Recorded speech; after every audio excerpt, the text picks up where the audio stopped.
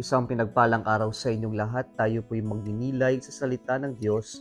Ang pinagmumulan ng awa at tawa ng ating buhay ang salitawa. Mga kapatid, pinagpapatuloy po natin ang ating pagninilay sa pagtatagpo ng ating Panginoong Jesucristo at ni Nicodemus. At sa ating ebanghelyo ngayon ay narinig natin yung napaka-famous po na statement, God so loved the world that He gave His only Son, that whoever believes in Him may not be lost, but may have eternal life. John 3:16 na napaka-famous, pero ito rin yung kadalasang naabuso at hindi masyadong naipapaliwanag kung ano nga ba talaga ang ibig sabihin nito. Sa napakasimpleng sentence na ito mga kapatid, mayroon po tayong mga truths dito na ipinapahayag ang Panginoon kay Nicodemus at sa ating lahat. Una po, God so loved the world that He gave His only Son, that whoever believes in Him may not be lost, but may have eternal life. Ang una pong katotohanan dito ay ang Diyos ay pag-ibig. Deus Caritas Est. Pinapahayag ngayon ng Panginoong Jesucristo na ang Diyos natin ay pag-ibig. At ito ang essence ng Diyos, ang magmahal, sapagkat siya mismo ay pag-ibig. Pangalawa pong katotohanan sa ating ebanghelyo ngayon, ang object ng kanyang pag-ibig ay ang mundo. God so loved the world. Ibig sabihin, tayo ang minamahal ng Diyos. Ang lahat ng nilikha ng Diyos ay mabuti. At dahil nilikha niya ito at dahil mabuti at galing sa Kanya, tayo ang Kanyang minamahal. Yan ang ikalawang katotohanan. Maging sino man tayo, anuman ang antas ng buhay natin, anuman ang meron tayo, mahal tayo ng Diyos. Hindi yan nagbabago. Pangatlo, pinapahayag dito ng Diyos na ang pag-ibig ay ang buong pagbibigay ng sarili para sa minamahal. Kaya sa statement na to sinabi, He gave His only Son.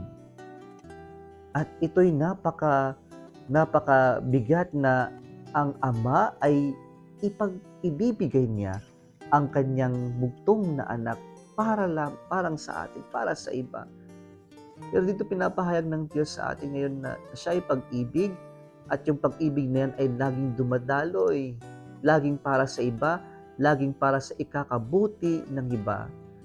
And so, to love is to totally give oneself for the good of the other, for the good of the one we love. Kaya ang pag-ibig ay hindi yan tinitipid. Ang pag-ibig ay bigay buhos. Sapagkat ang tunay na pag-ibig ay hindi naman kailanman nasasayang kahit na hindi ito masuklian. Gaya ng pag-ibig ng Diyos, bigay buhos, ibinigay niya lahat. Hindi man natin suklian ito, o hindi man natin ito matapatan, pero yan ay tunay na pag-ibig.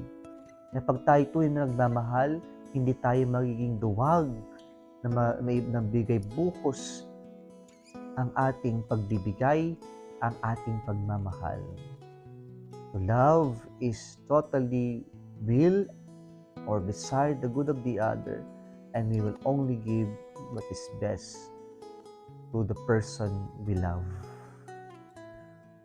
Panghuli po, na pinapahayag ng ating ebanghelyo ngayon na katotohanan, tayo'y iniibig ng Diyos at ang purpose ng pag-ibig na yan ay para tayo'y Kanyang mailigtas.